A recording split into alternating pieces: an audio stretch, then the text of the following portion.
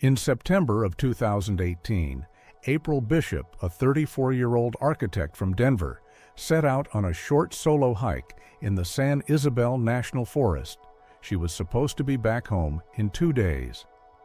After only one night, her route was cut short between the Coal Creek parking lot and a trail along the Arkansas River. For 2 weeks, rangers combed the forest, a helicopter circled the slopes of Mount Chavot, and volunteers checked every ravine. No sign of her. 5 years had passed, and when a group of hunters heard a strange sound coming from an old abandoned cabin hidden in the brush, far from any marked trails, they had no idea what they would find inside. And that sound was the first proof that April Bishop hadn't disappeared. She had been here all along, alive and tied to a bed. The leaves on the trees were just beginning to turn yellow, and the hiking trails of San Isabel were becoming more deserted by the day. It was during this period that 34-year-old Denver architect April Bishop decided to take a short break from the city's exhausting pace. According to her colleagues, she had worked almost 7 days a week on a major project the day before and looked tired. On Friday, she said she wanted to just be quiet.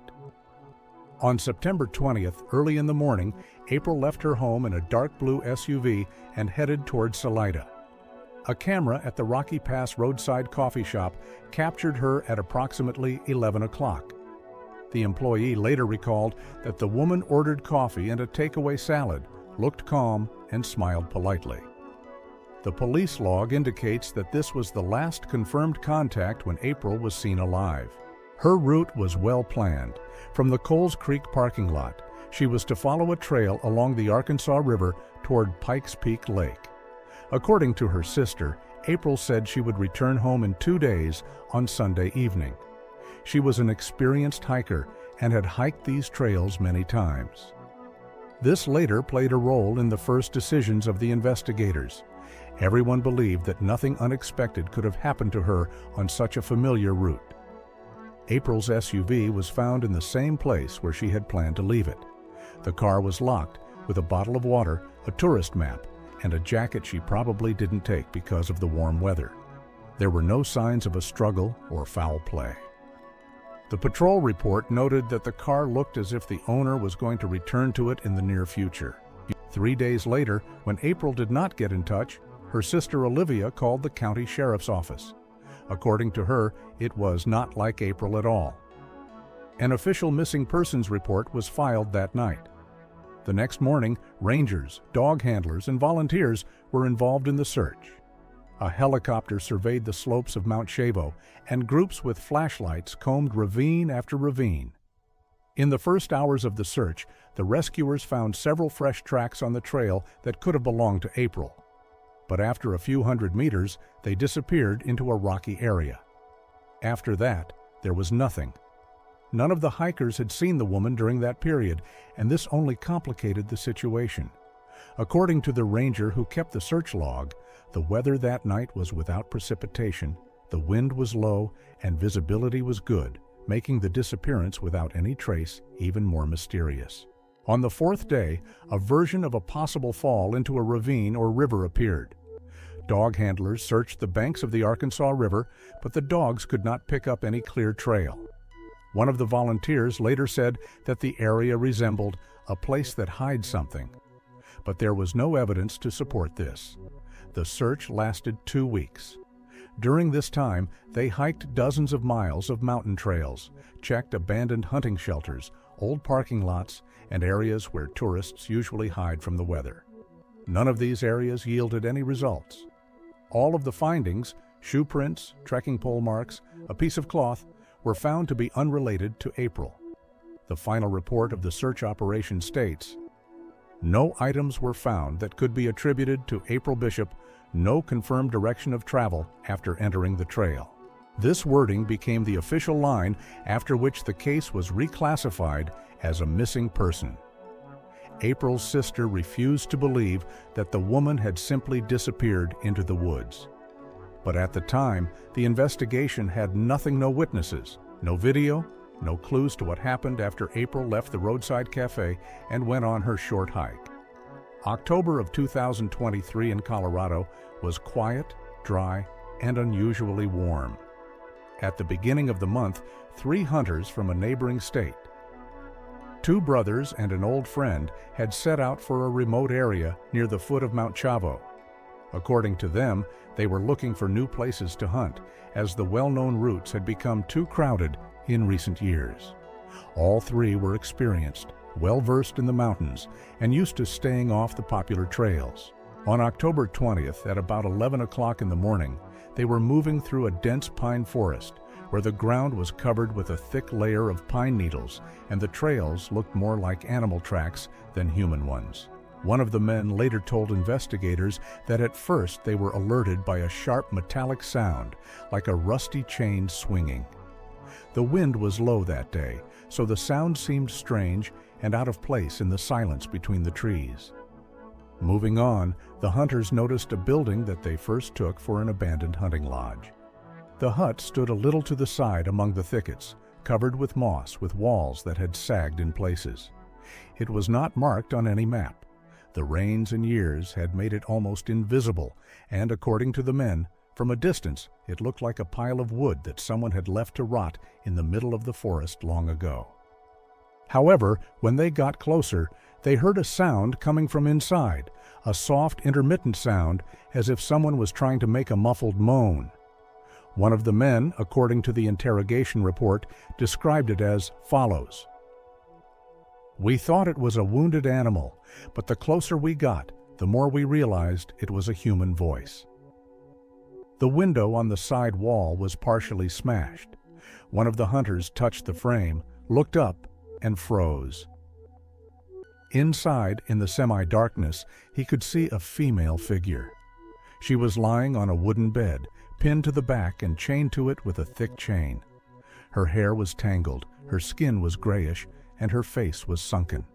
She was so emaciated that it was hard to determine her age. Her eyes looked glassy, indicating not only physical exhaustion, but also deep fear accumulated over the years. According to the men, the woman tried to turn her head away from the light, but did not say a word. One of the hunters immediately pulled out his phone and dialed the rescue service, while the others began to examine the area around the cabin.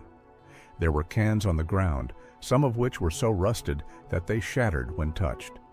Nearby was an old bucket of water with dry leaves and insects floating in it. Everything looked as if someone had lived here for the past few years who did not try to keep things tidy, but strictly controlled everything that happened inside.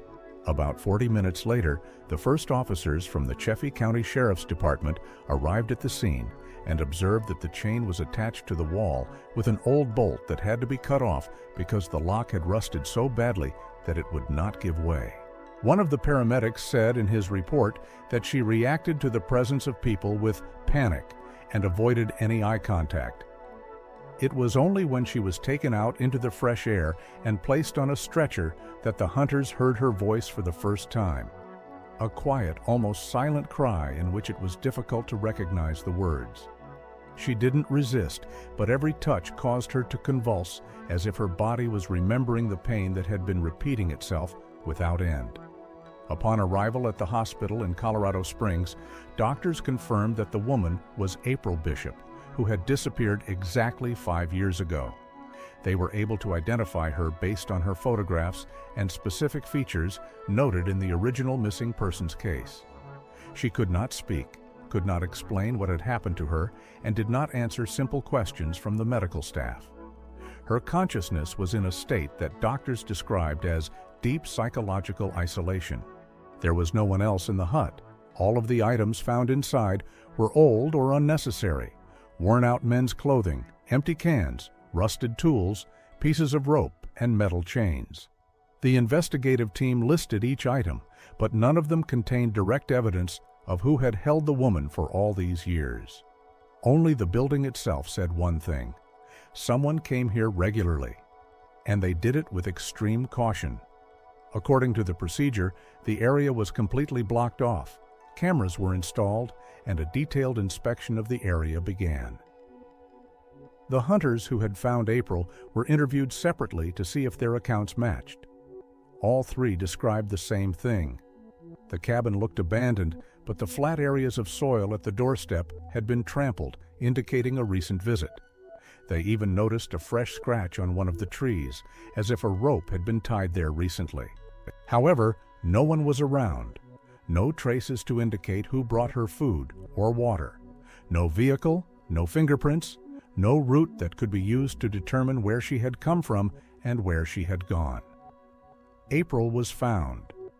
But there were no more answers to the questions. There were many more questions than on the day she disappeared. After being evacuated from the woods, April Bishop was taken to a clinic in Colorado Springs late that afternoon. According to the medical report, her condition was described as critical but stable. She was unable to move on her own, had no spatial awareness, and avoided any touch. There is a short note in the paramedics' report. The patient flinches from sharp sounds, squeezes her shoulders as if expecting pain. This was the first hint that the experience was not limited to physical exhaustion.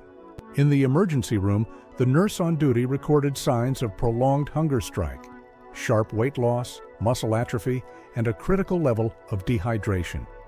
Her hair was falling out in clumps. Her skin was grayish, cracked in places due to dryness. But the doctors were most concerned about her reaction to people. According to observations, she kept her eyes down, abruptly looked away if someone leaned over her, and even her fingers moved away when someone suddenly moved near her, as if her body was trying to curl inward. After the initial examination, April was transferred to the psychiatric ward. The psychiatrist who examined her in the first hours wrote in her chart, "The patient is in a state of pronounced dissociation, does not respond to treatment, does not answer simple questions. Motivational and emotional spheres are sharply depleted." The assumptions column read, "Severe post-traumatic stress disorder, catatonic episodes, possible amnesia caused by prolonged detention in stressful conditions." The next morning, Olivia, April's sister, came to the clinic. According to her, she learned about the discovery late in the evening and immediately set off on her way. At the time of her arrival, the sister was already being revived after an intravenous infusion. A nurse who was present at their first meeting later told investigators, "When Olivia came in, the patient was lying motionless, staring at a spot on the wall. She did not respond to her name or to touch. Only when Olivia sat down next to her and quietly called her name a second time did April barely move her fingers, a small, almost imperceptible movement that the medical staff later mentioned in the protocols as it was the only gesture of response during the first day. Attempts to establish contact with her continued daily. Investigators were authorized to make short, one-minute visits, but for the first week, April did not say a word. According to one of the investigators, she didn't just avoid contact, it seemed that any human presence around her made her return to the place where she was taken from. The report also states that she kept looking at the door as if she expected someone to come in, which caused her to show immediate signs of panic, trembling fingers, increased heart rate, and rapid breathing. The doctors assumed that this reaction could be due to prolonged confinement in a closed space and systematic pressure from an unknown person. All signs pointed to the fact that she had been subjected to psychological control for a long time and methodically. However, it was impossible to confirm this because April did not give any testimony. Among the things that were brought from the cabin, there was nothing that could give the investigators a direction. There was not a single document, note, or trace that would point to the person who had held her. Everything inside looked as if the cabin had been left in a hurry, or vice versa, as if no one had left it for years and there was only one rhythm: to come, feed, control, and disappear. That is why the investigators insisted on an urgent examination of all the seized items. But the first results showed only one thing. The items had only April's traces on them. No fingerprints, no hair, no skin particles. As if someone had been careful not to leave anything behind. During these days, April behaved predictably in only one way. She could not stand the sound of men's voices. According to the medical staff, when a man entered the ward, a nurse, doctor, or investigator, her body instantly tensed, her breathing became ragged, and her eyes went into the same state that doctors described as escaping into herself. The psychiatrist noted, "Only those who have been dependent on the person they feared for a long time react this way." This detail became the first important characteristic of the unknown perpetrator. It was difficult to conduct any form of psychodiagnosis. April did not respond to oral tests, did not repeat words, and could not focus on the object in front of her. She was given simple tasks: to raise her hand, look in a certain direction, confirm a gesture. She performed them only partially, sometimes with a significant delay. Sometimes she froze altogether, as if her body refused to act without the permission of someone else. A separate episode that the nurses recorded in the observation log was the case on the 4th day after hospitalization. During the evening checkup, one of the nurses came closer to check the condition of the infusion stitches. April suddenly hid her hand under the blanket and pressed it to her stomach as quickly as if she were repeating a well-known protective gesture. The report stated, "Patient reacts to approach as a threat." And this reaction was repeated every time someone approached too quickly. Meanwhile, the investigation was just beginning a new phase. The case was officially reclassified as kidnapping and false imprisonment.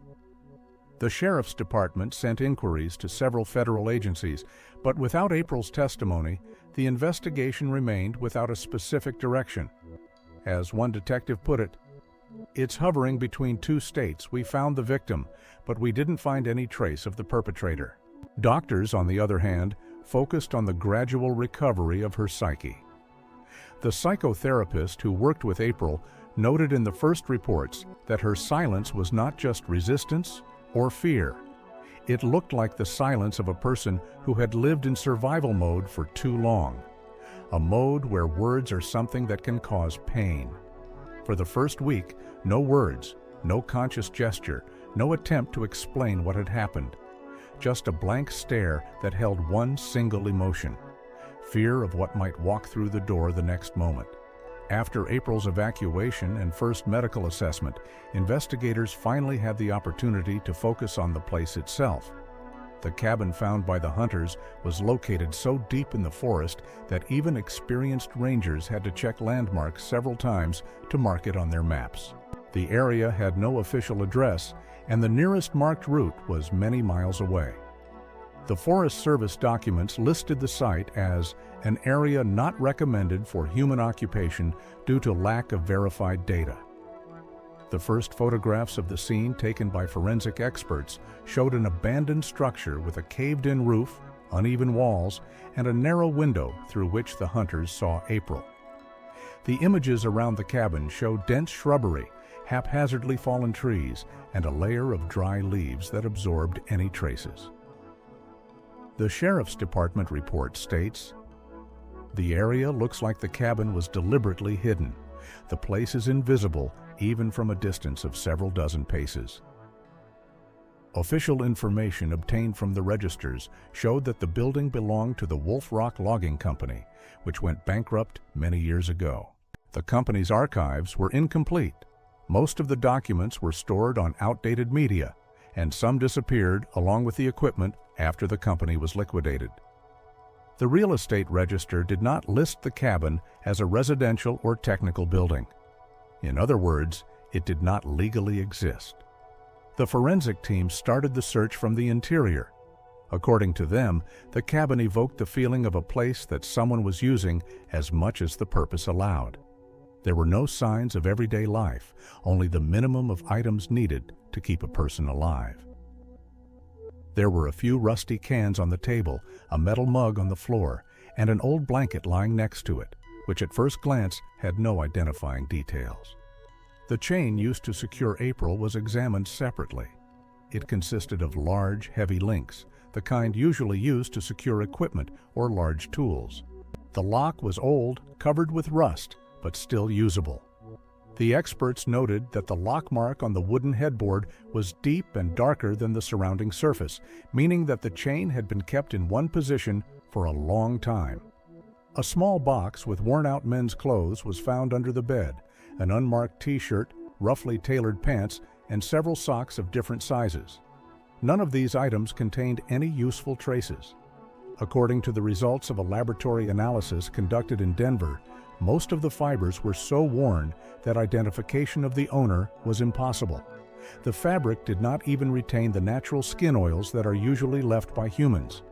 The forensic report clearly states, no fingerprints, skin particles, or hair belonging to anyone other than the victim were found in the room. This was the first important signal. Whoever was holding April not only knew how to avoid traces, but also acted as if they had experience in concealing their presence. The external search was conducted within a radius of several dozen yards. On one of the trunks, forensic experts noticed rubbing marks, a thin strip of lighter bark, as if an object had been regularly leaned on the tree.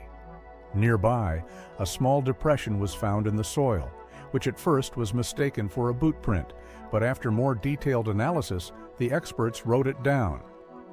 The shape of the depression does not correspond to modern footwear. It may be from elements of equipment or tools. Unfortunately, the soil was too dry and loose to get any additional information from it. The investigators then focused on the nearest trees.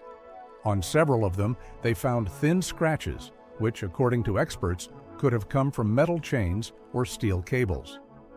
They were located at the height of a person's hand, which hinted that someone had worked here repeatedly, perhaps fixing something or carrying heavy objects. But there was no direct evidence, no detail left behind, no debris to cling to. The report also states that the surrounding forest behaved like a sponge. It absorbed any traces. A dense layer of moss and fallen leaves blocked the possibility of clearly identifying footprints or human movement. The wind that blew in the area easily eroded the traces on the ground, and animals that were actively moving around completely erased any hints of human presence.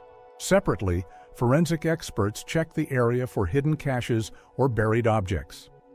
Using metal detectors, they examined the area around the cabin, but found only the remains of old nails and small metal parts, probably left over from the logging operations. Everything else looked as if the cabin had been standing alone in this forest for many years. One of the detectives wrote in his report, "If this cabin was the scene of a crime, the perpetrator knew every inch of the property." Other investigators agreed. The person who held April didn't just come and go. He or she acted carefully, methodically, and left no accidental marks. Everything indicated not chaotic actions, but planning. However, another detail was the most dangerous. Nothing near the cabin looked like it had been thrown in a hurry. There were no signs of a struggle, no things left behind to indicate that someone was running away. The hut was left as one leaves a place that has served its purpose. And despite all the hours of searching and analyzing, despite experts from several departments, despite trying to find even the slightest clue, the forest remained silent. It didn't give answers. It only showed that whoever had April knew this place better than any ranger, and acted as if it were the first time, like it wasn't his first time here. A full month had passed since April Bishop was found in the abandoned cabin in the woods. In that time, her physical condition had improved enough that doctors no longer struggled to keep her stable, but her mental state remained a major mystery. The same description was repeated in the daily reports of the medical staff.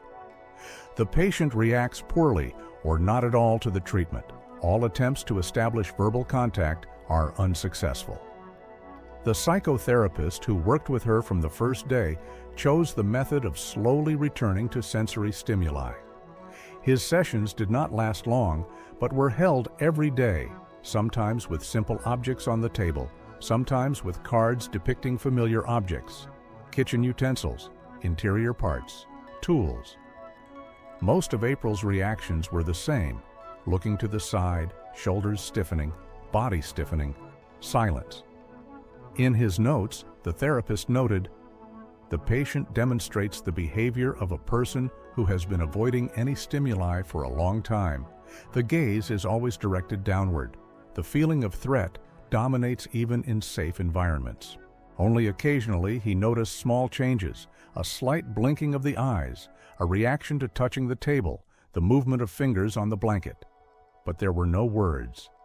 That's why the session that took place at the end of the first month was recorded in the service logs as the first turning point. That day, the therapist brought a new series of photographs, images of tools, industrial machinery, and technical items. The set had been collected on the recommendation of a profiler who suggested that the kidnapper might have been involved in primitive manufacturing or logging. This series differed from the previous sessions in that it contained images of large structures for the first time: cranes, cables, and lifts. The first cards did not evoke any reaction. At the photo of a hand axe, April only slightly turned her head away. In the photo of the old sawmill, her eyes were fixed on the floor. In the picture of the cable with metal rings, her body tensed slightly, but she did not look up. Everything changed when the therapist put a picture of an old freight elevator in front of her. According to protocol, this moment lasted no more than a few seconds. April abruptly raised her head, stared at the picture. Her body jerked forward as if someone had hit her with an invisible force. Then she rose from the chair so quickly that the nurse next to her instinctively stepped forward. Then, according to the medical staff, everything happened like an emotional collapse. April covered her face with her hands, let out a sharp sob that sounded neither like a cry nor a scream, but rather like a desperate exhalation of fear that had been unleashed for years. Her shoulders shook and her breathing became ragged. The nurse tried to calm her down, but April didn't seem to see anyone in the room. And then she said the first word. According to two medical workers at once, it happened suddenly. She took her hands away from her face, looked at the photo, and said in a voice that was quiet, broken, but absolutely clear, "J." The therapist's journal entry was brief. Patient uttered a word for the first time, intonation, panic, body trembling with high intensity. It was the first sound she had made since the rescue. The next few minutes were chaotic. April did not repeat the word, only continued to sob, as if something inside her had finally broken through. She did not respond to questions, did not look up at people.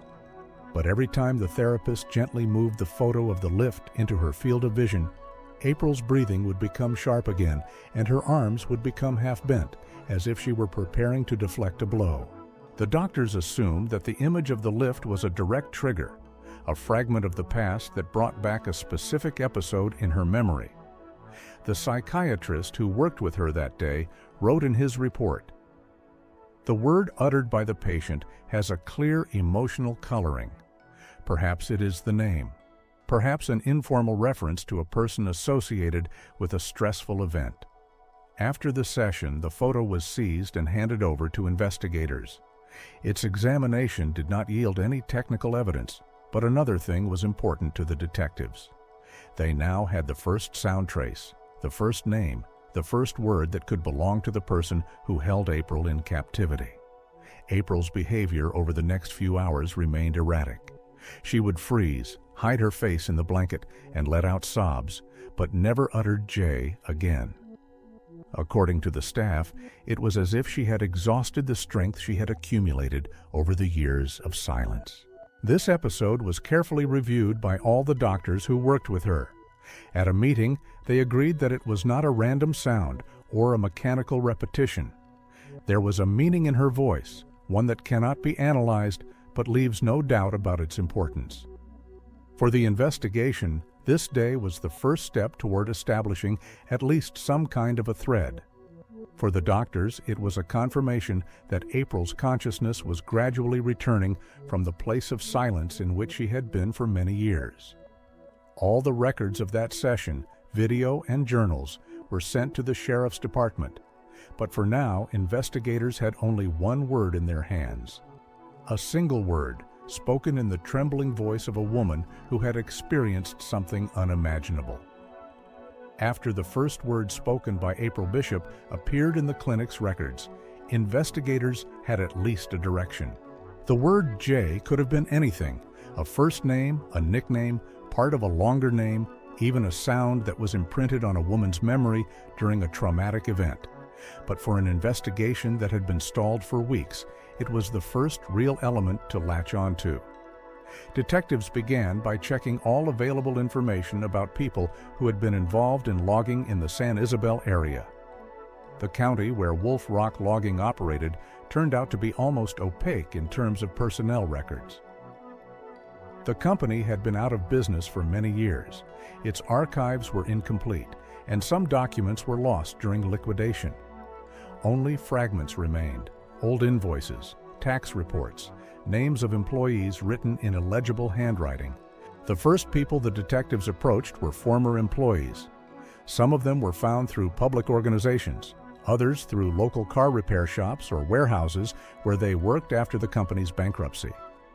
Most of the names mentioned in the archives belonged to seasonal workers and temporary contractors who changed jobs depending on the year and season.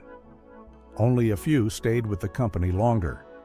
One of them was an elderly mechanic named Henry Miller. He was found in the town of Canyon City, where he was working in a private repair shop. According to the detectives, Henry agreed to talk without resistance, but with fear. The Wolf Rock Logging Company had a bad reputation for strict rules and managers who did not tolerate unnecessary questions. During a conversation with him, investigators learned the first important detail. Henry said that at one time the company had an employee named Jacob, younger than most of the workers, strongly built, unsociable, and, according to the mechanic, the kind of guy who wouldn't look people in the eye for more than a second. He didn't remember his last name. Many of the company's employees worked without official documents or under partial names, but he remembered the image of this man, especially the fact that, according to Henry, he had a tattoo on his right arm, the silhouette of an eagle with outstretched wings. It was this detail that later became the key, not because of the symbolism, but because of the rarity of the drawing. According to investigators, such tattoos were typical of workers in several small teams who moved from site to site, performing hard physical work in the most remote places. Henry also mentioned an important time detail. Jacob quit his job around the same time that April went missing. According to the mechanic, he just stopped coming in, and no one knew where he went. This was not uncommon in the company. Employees came and went as quickly as they appeared. But the fact that he left without explanation after several seasons was unusual for Henry. Investigators began to gather everything they could about this Jacob. In the company's old documents, they found only one indirect reference, the initials JG, written on the back of an inventory sheet. Only the first letter, J, and a fragment of the second character were clearly visible. This matched what April had said, but did not provide any confirmation. To gather some additional information, the detectives began checking bars, gas stations, repair shops, and stores within a few dozen miles of San Isabel. Most of the people they interviewed did not recall anyone matching the description, but a few employees of small eateries recalled a man who would come in on certain days, not talk to anyone, and always sit with his whole side turned to the wall, as if he didn't want anyone to see his right hand. According to one shop assistant, the man rarely came in, but always ordered the same thing, black coffee without sugar, and left in a hurry, as if he was afraid to stay in a crowded place for long. She recalled that he always wore a hood and made sharp movements with his shoulder when someone passed behind him. This gesture coincided with Henry's description of Jacob's habit of constantly looking back. All these fragments resembled a puzzle without a centerpiece. The detectives were working with incomplete names, blurred memories, and documents that had long since lost their legal force. But with each new conversation, with each description, it became clear that the man named Jacob was not just another seasonal worker. He was someone most workers remembered, not because of his behavior, but because of the sense of tension that arose around him. A particularly important conversation was with a former company longshoreman who was found in a small village west of San Isabel. He did not know the names of most of his colleagues, but when investigators showed him a description that had been compiled from previous statements, he said he clearly remembered a man with an eagle tattoo. The longshoreman said he kept to himself, but was very strong, working as if he was trying not to think, but just to do. Investigators wrote his words in one of the reports. His behavior was reminiscent of a person trying to hide something or run away from his thoughts. It was this characterization that proved to be important. It coincided with psychiatric assumptions about April's reaction to male voices. If the name Jay really belonged to the person she encountered during her disappearance, then finding this person should have become the main line of investigation. Until that moment, the investigators had only a blurred image. A middle-aged man, strong, inhuman, with a tattoo of an eagle named Jacob, or the nickname Jay. But it was this mosaic, pieced together from fragmentary testimonies and forgotten documents, that became the first concrete reference point since the woman was found in the cabin. The detectives continued their work, realizing that if they found this man, they would be able to come closer to answering what had happened to April all those years. Another month passed after the name Jay was first mentioned in the clinic, but despite this, the investigation remained almost in the same place. All former employees of Wolf Rock Logistics who could be found had already testified. Most of them spoke of the same silent man, but none of these testimonies added any specifics. No one knew his last name. No one could remember exactly where he lived, whether he had a family, or where he might have gone. The detectives' reports made it look like Jacob existed only in a narrow span of time and space, and then simply disappeared into the woods. The forensic experts who worked with the cabin also brought no new evidence. All of the samples they took contained either traces of April herself or were so worn out that they could not be identified. The final report of the forensics department contained the following wording: "The search for evidence against an unknown person is complicated by the almost complete absence of biological material." Investigators unofficially called the place a sterile zone, not because it was kept clean, but because the absence of traces was too obvious, almost artificial. At this point, the entire investigation hinged on the word of a woman who, due to her trauma, could not say more than one name. Therefore, no one expected that the next major piece of evidence would be found not in databases, interrogation protocols, or the forests of San Isabel, but in the things that had long been returned to the victim's family. Olivia, April's sister, kept the backpack that was found in the cabin. It had been returned to her along with other belongings, neatly folded in a transparent bag that the police give out after the basic search. The backpack was old and worn, but there was something about it that kept her on her toes. According to her, it was an intuition, a feeling that the thing April was carrying with her during the hike had to be hiding more than what was visible at first glance. It was this feeling that pushed her to look at the backpack again and again. According to her, she did this more than a dozen times. She checked every pocket, every flap, every seam. Nothing. But the feeling remained. And when she picked up the backpack again, the inner seam of the lining caught her attention, as if the thread on one of the edges was stretched tighter than the others. Olivia took scissors and carefully cut the lining. Inside, between the fibers of the fabric, hidden as if someone wanted to keep it from anyone who would look, was a crumpled piece of paper. The paper was so old and damp that it almost crumbled in her fingers. She laid it on the table, smoothed it out, and saw that it was a receipt from a Canyon View gas station in the town of Penrose. The date on the receipt was the same date April had left for her hike and stopped contacting her. This didn't just not match the itinerary, it contradicted it completely. The official path that April was supposed to take was along a different highway, and Penrose was in a completely different direction.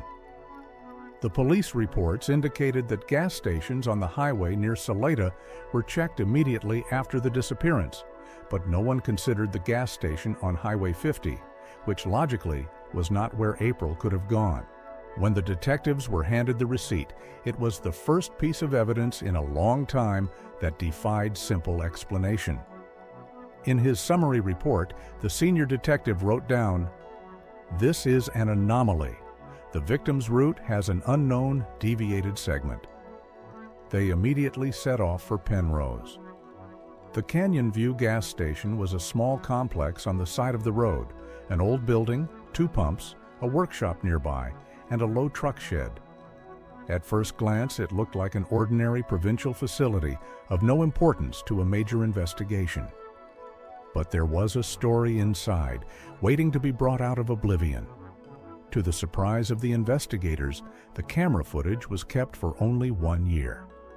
Everything related to April's disappearance had long since been overwritten, but it was this sense of irrevocability that made the next few minutes even more unexpected. One of the employees, an elderly mechanic who had been repairing cars at the station for many years, stared at Jay's sketch that the investigators were showing for identification. And suddenly, he said that he had seen this man. He saw him that very day.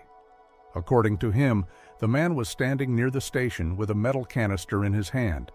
He did not approach the cash register, did not refuel, just stood there with the canister next to him and looked at the road. The mechanic thought that maybe he was waiting for someone, or something. He also recalled that he looked tense, as if he was watching for someone who was about to drive by. Investigators recorded this testimony in a log. This gave April's route a new direction for the first time. They now knew that she was not in Penrose by chance. Someone had brought her there, or forced her to turn off the road. And most importantly, a man who looked like Jacob was there that very day. For the first time, the investigation had not just a map of the road, but a point where the roads of the victim and the person who could have been involved in her disappearance converged. With the discovery of the receipt and confirmation that a man matching Jay's description was in Penrose on the day April disappeared, the investigation finally gained momentum. Detectives went back through all the case files, reviewed the testimony of former Wolf Rock logging employees, and tried to reconstruct at least a rough sketch of the man who could have held the woman in the woods. The work on the sketch took several days. The testimonies varied, and the memories of people who knew Jay only briefly were selective. But when they finally managed to put together the common features, strong shoulders, sharply defined cheekbones, short dark hair, and an eagle tattoo on her right arm, the image was clear enough to be published. The sketch was sent to the sheriff's department, and from there to local media and the official pages of law enforcement. The report stated that the person depicted was not a suspect, but was relevant to the investigation of a case of prolonged detention of a person against his will. This wording was chosen deliberately. Investigators did not want to frighten the alleged husband or encourage him to flee. However, it was the publication that became a turning point. Only a few days had passed when an anonymous call came into the department's phone. The voice on the other end trembled slightly, as if the person was hesitating to speak. She did not give her name, did not want to meet in person, only said that she recognized the man in the photo. According to the caller, he used to live next door in a small village closer to the mountainous part of the county. The man was known in the village as Jacob Graves, although most people called him Jay for short. The anonymous caller described him as a man who kept to himself, did not like to talk, and avoided his neighbors. According to the caller, Jacob rarely left the house during the day and often returned late at night in work clothes, as if he were working somewhere deep in the woods. Most importantly, the complainant confirmed that Graves did indeed have a tattoo on his right arm in the form of an eagle with wings spread wide. It was this detail that finally convinced the detectives that they had finally found a person who could be connected to April's story. The informant also added that about 5 years ago, Jacob suddenly disappeared. According to him, Graves sold his old trailer for cash, and the next day the site where it stood was already empty. He didn't say goodbye to anyone, didn't leave any belongings. This was not surprising in the village. According to neighbors, Jacob was someone who comes and goes without being noticed. But now that detectives knew when he disappeared, the date took on a completely different meaning. The investigation began to work faster. All the data collected over the past weeks came down to one figure: a man who, according to witnesses, knew how to work with heavy equipment, was physically strong, had experience living in wild areas, and was able to stay in the forest for a long time without leaving any traces. All of this combined to create a portrait of a man cautious enough to hold someone for years without being seen. Meanwhile, in the clinic, April experienced her own slow journey to becoming aware of what was happening around her. According to the doctors, her condition began to stabilize gradually. She still did not speak fully, but sometimes she reacted to the news her sister brought. The psychotherapist noted in his reports that the name Jay acted as a strong emotional trigger for her, but now something else was mixed in with this reaction. Not only fear, but also vigilance, a detached but clear awareness that this was a real person. One day, Olivia told her that the police had interviewed Jay's former neighbors, and he was no longer an unknown shadow. According to a nurse who was nearby, April did not turn away this time, as she had done before, but on the contrary, she looked up and held her eyes on her sister for a long time, as if trying to understand every word. This was the first conscious response to information about the person she had named. It was also important for the investigators. For the first time, they felt that they were not working in a vacuum, that their search was not in vain, that the woman who was found in the hut was beginning to feel at least some control over her own story.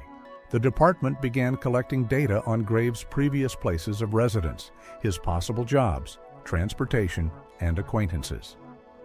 All this was a difficult task. A person with such a lifestyle rarely leaves traces. But now that the name, tattoos, and testimony of neighbors matched, the search took on a concrete direction. The hunt did not begin loudly or abruptly. It began with a quiet realization.